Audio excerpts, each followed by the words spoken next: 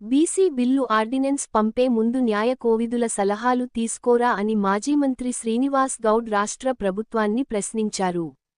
రాష్ట్రపతికి పంపిన BC bill పెండింగ్లో ఉండగానే గవర్నర్ దగ్గరకు అదే అంశంపై ఆర్డినెన్స్ పంపారని, దీనిపై రాష్ట్ర ప్రభుత్వం వివరణ ఇవ్వాల్సి ఉందన్నారు.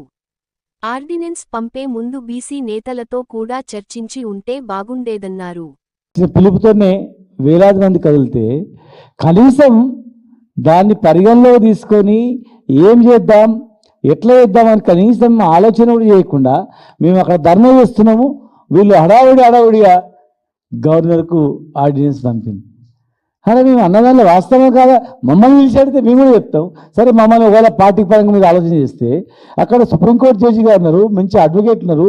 సుప్రీంకోర్టు నుంచి వచ్చిన 2-3 అడ్వకేట్లు కూడా వచ్చారు. నిన్న వాళ్ళని పంపిస్తుంటివి, అధికారులను పంపిస్తుంటివి, మాట్లాడుతుంటివి. అరే, ఇది ఎక్కడి న్యాయం? ఇప్పుడు ఇవాళ పెట్టి రేపే ఇస్తున్నట్లు హడావుడి చేయడం.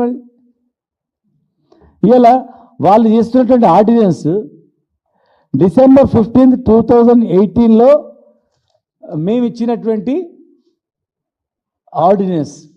దీన్ని సవరణ చేస్తూ వాళ్ళు ఇందులో అంశాలు ఏం పరిగణలోకి తీసుకోకుండా మళ్ళీ ఆర్డినెన్స్ పంపించారు.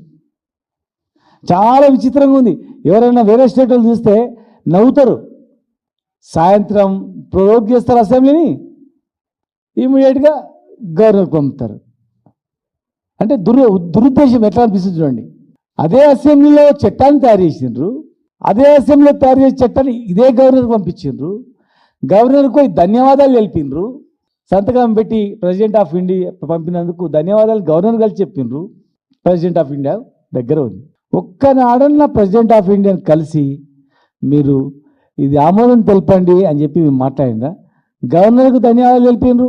గవర్నర్ సంతకాకం కాకముందే ఢిల్లీలో పెద్ద ధర్నా చేశారు. మేము అందరం అనుకున్నాం, బాబు ఎంత చిత్తశుద్ధి ఉంది రాహుల్ గాంధీ గారికి, ఎంత పెద్ద డైరెక్షన్ ఉంది, ఇంకా అయిపోయింది, తమిళనాడు కన్నా ఇంకా తొందరగా అయ్యేటట్లుంది, వాళ్ళు అప్పుడు ఇంకా లేట్ అయిందని అనుకున్నాం. కానీ ఇవాళ అక్కడ అడగలేదు, ప్రధానమంత్రిని కలవలేదు, ఏం చేయలేదు. ఒకవేళ మీరు ఆపి రేపు 21 నుంచి పార్లమెంట్ సమావేశాలు ఉన్నాయి. మా రాజుగారు, మా వదిరాజని చెప్తున్నాడు పార్లమెంట్లు సమావేశాలు ఉన్నాయి. కనీసం మరి ఆ పార్లమెంట్ సమావేశంలో మీరు కొట్లాడి తాడోపేడో తేల్చుకొని వచ్చి ఇగో మేము ప్రయత్నం చేసినామని చెప్పుకునే లేకుండా మీరు ఇంత బహిరంగంగా మోసం చేయడం అనేది ఎంతవరకు న్యాయం? అక్కడ మాట్లాడలేదు, అడగలేదు, చేయలేదు.